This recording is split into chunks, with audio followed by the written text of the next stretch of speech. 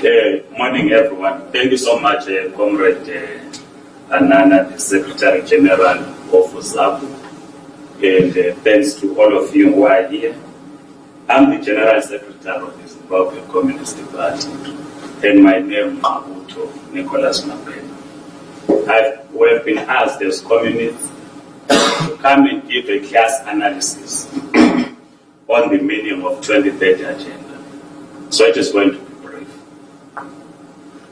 For us to give a class analysis, we need to understand first and foremost which class does ZANU-PF as a collective represent today. Before we get there, we need to briefly also look into its origins.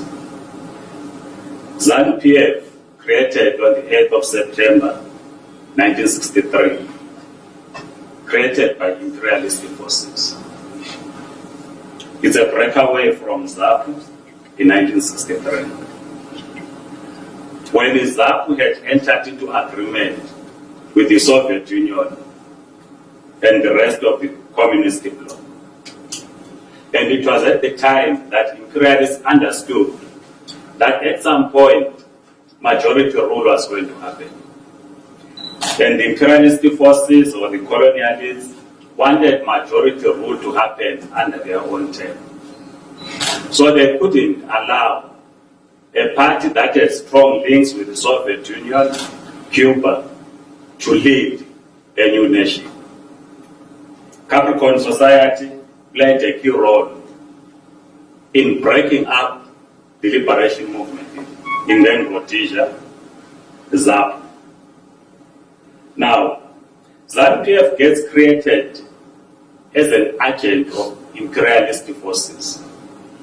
But because you could not explain to the mass of the people that it was the imperialist forces that created ZANU-PF, you had to throw in the ethnic card and say that a new nation called Zimbabwe cannot be led by a man, they were saying, the big stomach, a man from the minority tribe in the West.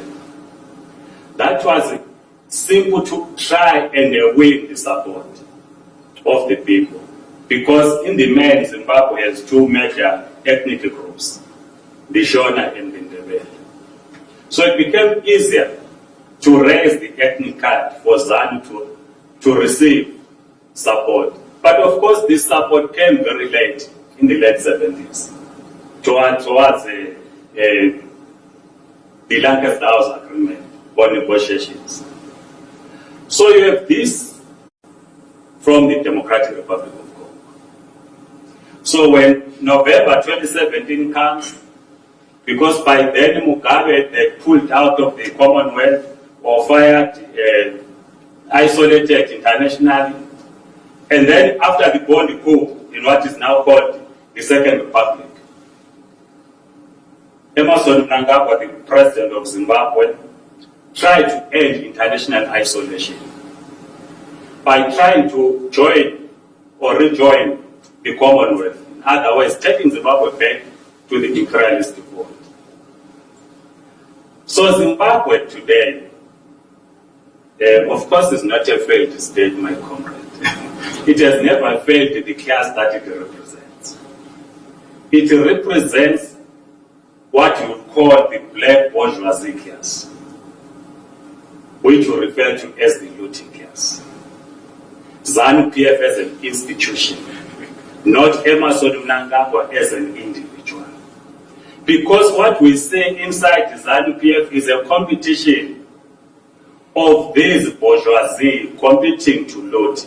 Just as we saw when Mugabe was seen by the rest of the world as a soldier against imperialism. It was a competition between the imperialist forces and the parasitic bourgeoisie led by Mugabe in Zimbabwe in looting our natural resources. So you have two factions in ZANU-PF today that are controlled by different bourgeoisies inside Zimbabwe, and of course supported by international capital. So it's a competition to loot. It has got nothing to do with the working class and the peasant. So 2030 agenda has got nothing to do with the working class and peasant in Zimbabwe. Those inside the ZANU-PF who are saying no to 2030 agenda, they are not doing this for the mass of the people or the working class and peasant. They want to loot. That's what is happening. So we must avoid the danger of going back to the empty slogan of 2000, of isolating an individual, Mugabe must go, and they now replace it with the Ngqabutho must go. So what then is our position as the Zimbabwe Communist Party? Our position is simple. We are not defending the bourgeoisie constitution of Zimbabwe. If you read carefully the constitution, it does not advance the interests of the working class and peasant. It's a bourgeoisie constitution. But we defend the rights of the working class and peasant, that they must elect their own public representatives. So we're saying in 2028, the working class and the peasant in Zimbabwe must be afforded an opportunity to go and elect their councillors, their members of parliament, their president. Because we know that Ngqabutho is and the ZANU-PF, they want to end multi-party democracy. Of course, ourselves were not persuaded in the politics of a multi-party democracy, because the biggest multi-party democracy in the world today, the United States, we see what it is doing in Gaza. It is now threatening Nigeria. We saw what it said about South Africa. Every American president, whether it's from the Republicans or it's from the Democrats, must at least bomb a country. So we are not for Western democracy as communists. We are for the workers' democracy. That's what we represent.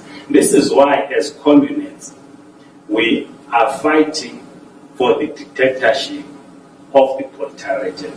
That is to say, the working class and the peasant must gain hegemony over the state in Zimbabwe. We must dismantle neo-colonialism. We must dismantle the looting class. We must dismantle imperialism. I'm not sure, Comrade Nobala, as you asked me to give a class analysis, if there are questions. Unfortunately, I'm traveling to Bulawayo. We have an event right October in Bulawayo on Saturday. As General Secretary, I should be there by now. So if there are questions, if I will be here, I will respond. But if not, I trust my Secretary General is going to take those questions. Thank you so much.